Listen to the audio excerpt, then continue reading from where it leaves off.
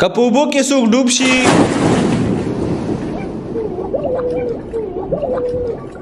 او تاسو هغه د اوبو نه راوباسئ نو په دې دوران کې به تاسو څه کوئ؟ که چیرې تاسو د 2 کسانو نه زیات کسان وي نو د ټولو نه اول یو کس په 11/22 کې تکایلو کې چې هغه تاسو ته په زر په ټیم باندې راورسیږي چې تاسو مدد وکړي. او دویمه خبره دا چې تاسو به دا سیده سملوي او کله چې تاسو سیده سملوي نو تاسو به د دې سیاله ګوري او د چې کومه ساده چې دا اخلي او کنه اخلي تاسو به هغه ګوري. او که چیرې په دې ټایم کې هغه سا اخلي او به ډېرې نوي تیرې شوي نو تاسو به دا انسان په یو سیټ باندې سملوي لکه څنګه تاسو ته لیدی شي چې دغه د خولې او د پیپرو نه کمې اوبه لکې شان تېرې شوي دي هغه بهر ته وځي. او که چیرې په دې دوران کې دا بې هوش وي او اوبه یې ډېرې زیاتې تېرې شوي وي او سیاله نه اخلي یعنې سا نه اخلي نو په دې دوران کې یو عمل ورته ویلی شي چې هغې ته CPR ویلی شي. نو په دې دوران کې به تاسو دا CPR کوئ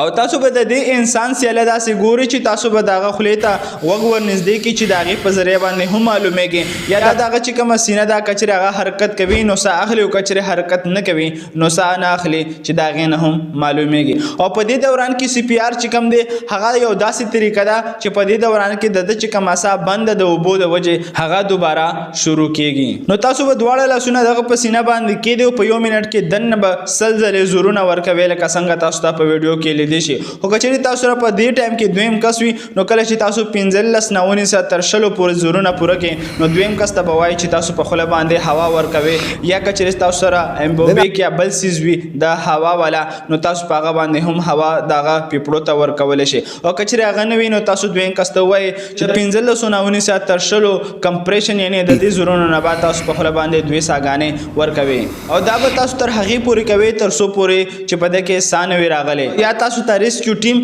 یا ډاکټر نه وي را رسېدلی. او په دې دوران کې دا CPR ما تاسو ته لږ بیان کو دا تاسو ته زه مکمل طریقې سره راوړم چې دا به تاسو څنګه کوئ او د دې اهمیت څه دی او دا په کم دوران کې کیږي. او دا دومره بهترین څیز دی که چیرې دا هر یو انسان ته زده وي نو هر یو انسان د بل انسان زندگی په هر وخت کې بچ کولی شي. او د دې داسې کم خصوصیات او دا ولې دومره اهم دی نو که چیرې تاسو وایئ چې موږ د دې اهمیت نه خبر شو نو د دې ویډیو په کمنټ کې چې کوم لینک دی په هغه باندې مکمل ویډیو جوړه شوې ده چې د دې CPR اهمیت څه دی او په کم دوران کې تاسو د انسان ژوند بچ کولی شي.